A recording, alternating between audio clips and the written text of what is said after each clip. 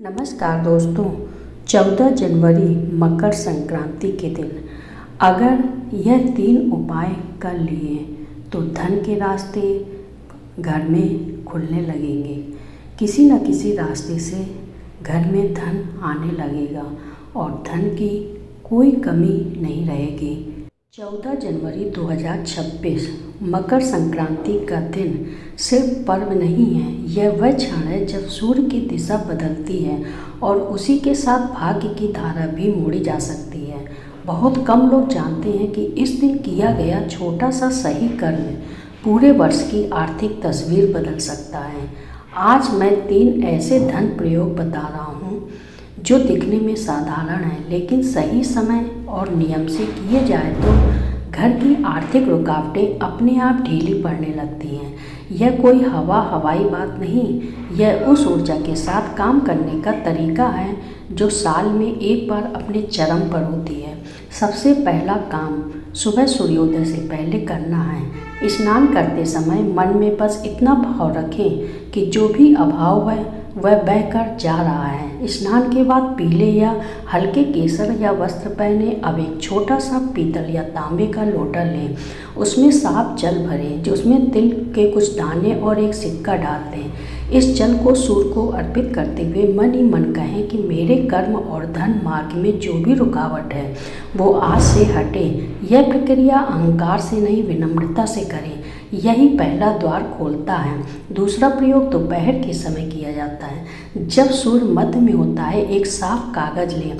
अब इस कागज के ऊपर एक साबुत सुपारी रखें और साथ में 5 पीले चावल के दाने रख दें। इसे किसी लकड़ी की सतह पर रखकर एक दीपक घी का जलाएं।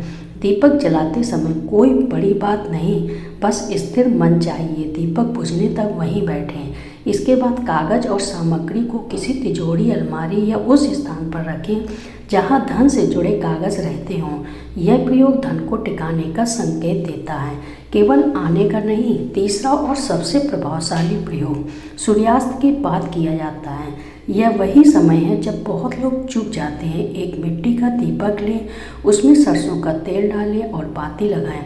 दीपक के पास 3 लौंग और थोड़ी सी शक्कर रखें। अब दीपक जलाकर घर के मुख्य द्वार के पास रखें।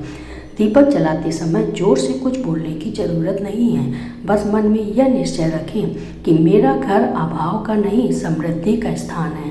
दीपक बुझने के बाद लौंग और शक्कर को किसी साफ कपड़े में बांधकर रसोई में रख दें। यह छोटा सा कार्य घर की ऊर्जा को धन के अनुकूल करता है। इन तीनों प्रयोगों के दौरान एक बात जो बहुत ज़रूरी है, मकर संक्रांति के दिन किसी को अपशब्द न बोलें, किसी से उधार न लें और शाम के बाद खाली हाथ न रहें।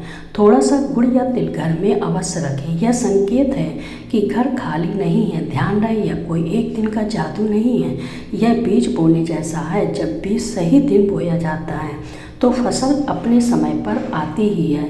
अगर आपने ये तीनों प्रयोग पूरे मन से किए तो 2026 का वर्ष धीरे धीरे आपको यह महसूस कराएगा कि पैसे की चिंता कम हो रही है, रास्ते खुल रहे हैं और अवसर खुद सामने आ रहे हैं। अंत में इतना ही कहूँगी, धन भाग कर नहीं आता, उसे बुलाना पड़ता है सही समय पर, सही तरीके से। अगर यह जानकारी आपको सही लगी हो तो वीडियो को लाइक करें, चैनल को सब्सक्राइब करें और अपने दोस्तों के साथ शेयर करें।